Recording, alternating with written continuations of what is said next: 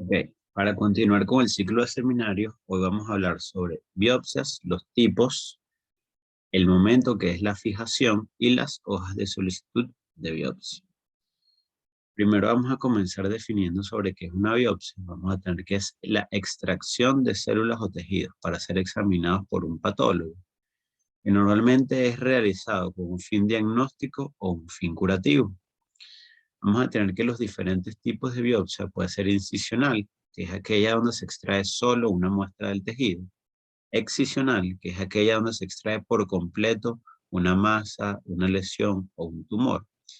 Vamos a tener que estas pueden ser realizadas con aguja, tanto con aguja gruesa, aguja fina.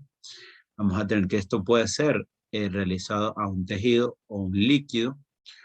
O tenemos algo que es más nuevo y es mucho menos invasivo, que son las biopsias líquidas, que es simplemente tomar una muestra de sangre a los pacientes con fines diagnósticos.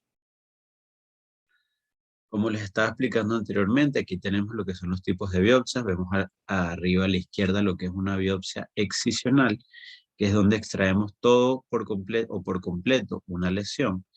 Vamos a tener abajo en el medio una biopsia incisional, que aquí es importante tener en cuenta que siempre tenemos que elegir un buen lugar del lugar a donde vamos a tomar la muestra para tratar de evitar resultados al final del estudio después del patólogo como necrosis o hemorragia o que no fue suficiente. Por eso hay que tratar de guiarnos en un lugar donde veamos que hay una buena muestra de tejido de la lesión y preferiblemente que se pueda comparar con tejido sano a los alrededores, para que al momento del estudio de la pieza, el patólogo, la persona que lo esté procesando, tenga un lugar de referencia para comparar el tejido.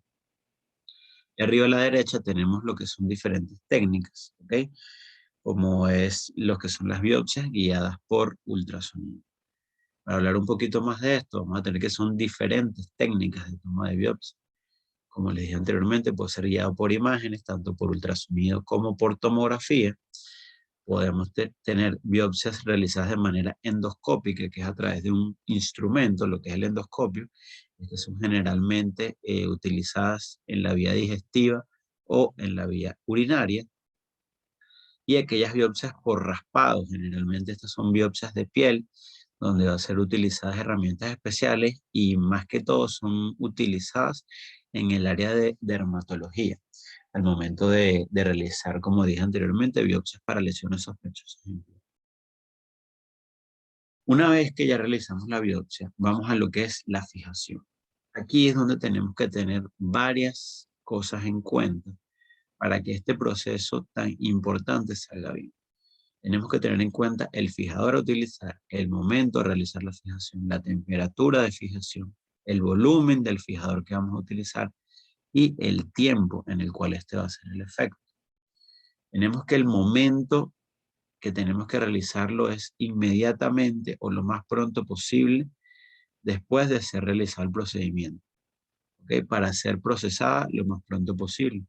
Tenemos que tener en cuenta que el material obtenido tenemos que tratar de que sea lo suficiente, tanto en extensión como en profundidad, para asegurar un buen diagnóstico.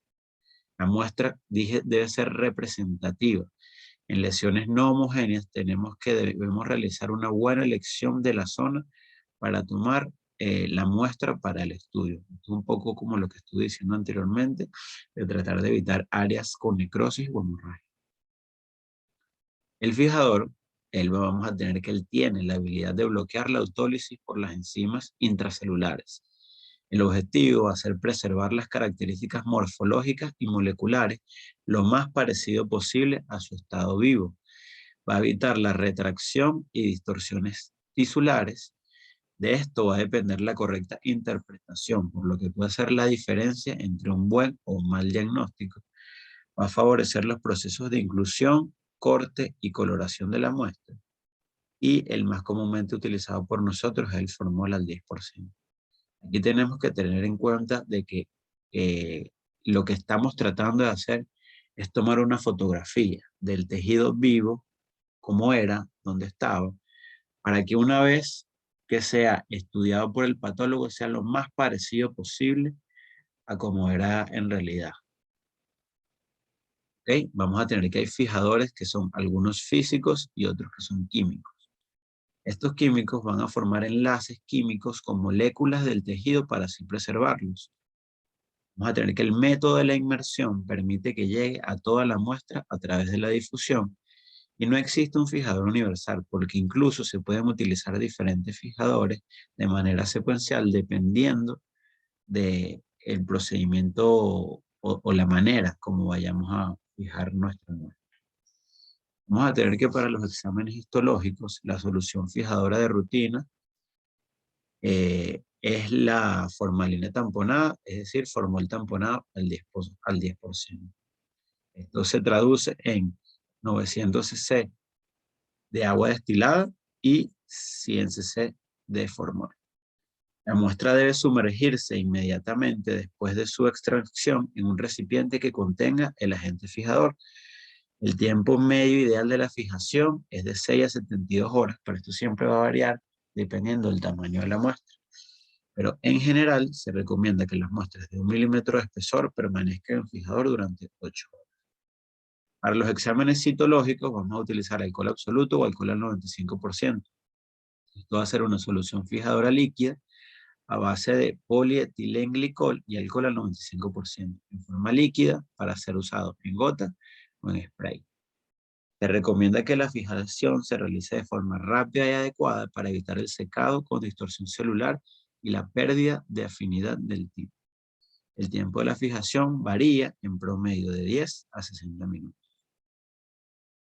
En cuanto al tiempo, va a variar como dije anteriormente. Se debe considerar el tipo del tejido, el tamaño del tejido y el tamaño del fijador. Normalmente tenemos que la penetración del fijador es de 1 milímetro por hora y va a estar condicionado por el tamaño de la pieza, como ya les nombré antes.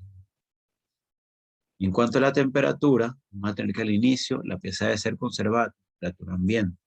Luego el proceso va a variar según la técnica. ¿Por qué? Porque tenemos técnicas que son de fijación con calor o con frío, como es la llamada criosustitución.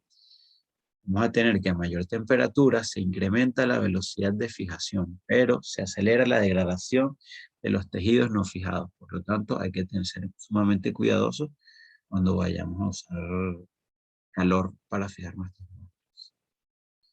En cuanto al volumen, se dice que todas las piezas deben ser colocadas en contenedores adecuados y debidamente identificados. Para ello, se sugiere que la proporción tejido-formol sea 1 a 10. Es decir, que el tejido quede completamente inmerso y cubierto. Y tenemos que si es líquido lo que vamos a estudiar, por cada cc de líquido de estudio tenemos que agregar una gota de fijador. Aquí tenemos una imagen como de volumen adecuado arriba a la izquierda, como es la manera correcta y la manera incorrecta. Aquí tenemos un ejemplo de una pieza quirúrgica conformada por un nódulo cutáneo de 3 centímetros, donde vemos que el fijador, la muestra, perdón, queda por encima del fijador. Por lo tanto, hay una parte de la muestra que no se va a fijar adecuadamente. Un tip o un recurso que podemos utilizar es poner una gasa encima de nuestra muestra para garantizar que ella se hunda por completo y ocurra la correcta fijación de nuestra muestra. Y para terminar, vamos a tener lo que es una parte muy importante, que es lo que está, vamos a decir, a mano del cirujano o de la persona que realiza la biopsia, que es la solicitud de la biopsia. Aquí tenemos un ejemplo de una hoja de solicitud donde tenemos que tener en cuenta que tiene que ser bien llenado, primero por los datos del paciente. Tenemos patologías que son más frecuentes o menos frecuentes dependiendo de la edad. Por lo tanto, así hasta parezca que no puede ser relevante, sí puede cambiar o orientar más al patólogo que va a estudiar la muestra. Como segundo, es sumamente importante identificar el tipo de biopsia. Es decir, si por ejemplo nosotros hacemos una biopsia excisional, tenemos que decir que es una biopsia excisional. ¿Por qué? Sí, porque, por ejemplo, vamos a poner el caso al revés, una biopsia incisional es realizada y no decimos que es una biopsia incisional, el patólogo nos va a decir que los márgenes están positivos de esa muestra. Pero si él sabe que es una biopsia incisional, él puede omitir este dato porque ya a nosotros decir cómo es el tipo de biopsia es algo que se omite, que se asume. Entonces, incluso este pequeño detalle puede cambiar el resultado de cómo nos informa nuestra biopsia. Tenemos que obviamente dar el área anatómica donde proviene nuestra muestra para ver a la persona una vez coloca la pieza en microscopio, él va a estar orientado sobre qué tipo de células va a ver. Y el resumen clínico es sumamente importante. ¿Por qué? Porque aquí pueden haber detalles que nosotros tenemos enfrente del paciente, que el paciente nos puede decir, pero que un patólogo tiene una muestra y no se la puede decir. Entonces, nosotros tenemos que dar estos detalles que puedan ser importantes para un diagnóstico lo más preciso posible. Por ejemplo, si es una biopsia de endometrio, decir cuál fue la fecha de última regla de la paciente. Si es una biopsia de un tumor óseo, una lesión de partes blandas, describirle al patólogo en nuestro resumen clínico cómo se ven estas imágenes, porque eso puede orientar mucho. Hay muchos diagnósticos que simplemente con ver las imágenes uno se orienta bastante. O también tenemos el ejemplo de tratamientos previos. No es lo mismo enviar una muestra de una paciente que recibió radioterapia en cuello uterino, va a haber cambios obviamente, o de una esterectomía normal. Entonces el patólogo ya tiene que estar orientado de que estos cambios que él va a ver sobre el cuello uterino fueron por la radioterapia previa recibida por nuestro paciente. Y también es sumamente importante dar nuestro diagnóstico como médico tratante, nuestro diagnóstico clínico. No importa que no sea el acertado. La verdad es que el patólogo es quien nos va a verificar nuestro diagnóstico, pero nosotros al dar nuestras sospechas clínicas, vamos a orientar también para que ellos nos den un diagnóstico definitivo más. Gracias.